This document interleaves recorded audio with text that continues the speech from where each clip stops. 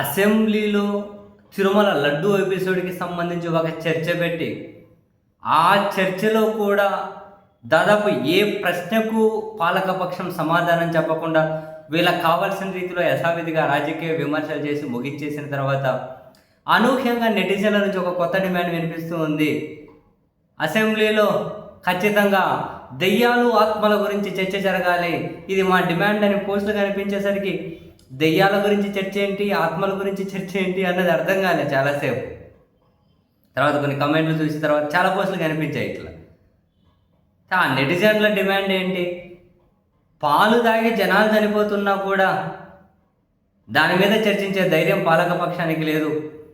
6-7 సంవత్సరాల పిల్లలను, పసిపిల్లలను అత్యాచారం చేసి డ్రమ్ముల్లో కుక్కుతూ ఉన్న, కాలువల్లో పడేస్తూ ఉన్న, ఇన్ని దారుణాలు జరుగుతూ ఉన్నా చర్చించే ధైర్యం ప్రభుత్వానికి లేదు. వసతి గృహాల్లో ఉన్న పిల్లలు కల్తీ ఆహారం తిని ఆసుపత్రుల పాలవుతూ ఉన్న ప్రభుత్వానికి చర్చించే ధైర్యం లేదు. ఇటువంటివి ఎటు వీళ్ళ వైఫల్యాల మీద చర్చించే ధైర్యం లేకపోనియండి. ప్రజాస్వామ్యానికి మూలస్తంభమైన ఎన్నికల వ్యవస్థ, ఆ ఎన్నికల వ్యవస్థ కనీసం ఏ ప్రశ్నకు సమాధానం చెప్పడం లేదు. మరీ ముఖ్యంగా ఆంధ్రప్రదేశ్ అసెంబ్లీ ఎన్నికలకు సంబంధించి అర్ధరాత్రి 8 తర్వాత 51.5 లక్షల మంది ఓట్లు వేశారు. రాత్రి 11:45 తర్వాత 17.5 లక్షల మంది ఓట్లు వేశారు. అసలు వాళ్ళు ఎట్లా ఓట్లు వేశారు? ఎవరు వాళ్ళు? నెటిజన్లు ఏంటి అంటే దయ్యాలు, ఆత్మలు ఓటు వేసినట్టున్నాయి, కనీసం ఆ దయ్యాల ఆత్మలు ఎవరో అన్న చర్చ చేయండి అని అంటూ ఉన్నారు.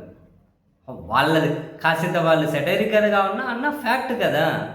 5 గంటలకు కొన్ని చోట్ల, 6 గంటలకు కొన్ని చోట్ల పోలింగ్ ముగిసిపోవాలి. క్యూ లైన్లలో ఉన్న వాళ్ళకు ఓటేసే అవకాశం కల్పిస్తారు.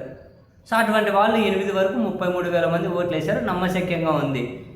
పోలింగ్ ముగిసిన తర్వాత 8 వరకు 33,000 మంది ఓట్లు వేస్తే 8 నుంచి రాత్రి 11:45 మధ్యలో 33 లక్షల మంది ఓట్లు ఎట్లా వేశారు? 11:45 నుంచి అర్ధరాత్రి 2 వరకు 17.5 లక్షల మంది ఓట్లు ఎట్లా వేశారు? చాలామందికి అర్థం కాదు. మరి అదేమన్నా క్లారిటీ ఇవ్వండి జనానికి, దాని మీద చర్చించండి. అవేంటివో నిజాలు చర్చ చేసి ప్రజలకు చెప్పండి అని నెటిజన్లు గట్టిగానే డిమాండ్ చేస్తూ ఉన్నారు. మరి ఏమైనా డిస్కస్ చేస్తారంటారా పాలకపక్షం? అవి చేయర్లేండి, కానీ పాపం నెటిజన్లు అనుకుంటూ ఉన్నారు, డిమాండ్ చేస్తూ ఉన్నారు, కోరుకుంటూ ఉన్నారు. పాపం ప్రజాస్వామ్య ప్రేమికులు, అందుకని ప్రజాస్వామ్య పరిరక్షణ కోసం డిమాండ్ చేస్తూ ఉన్నారు. పరిరక్షించాల్సిన వ్యవస్థలేమో స్పందించడం లేదు.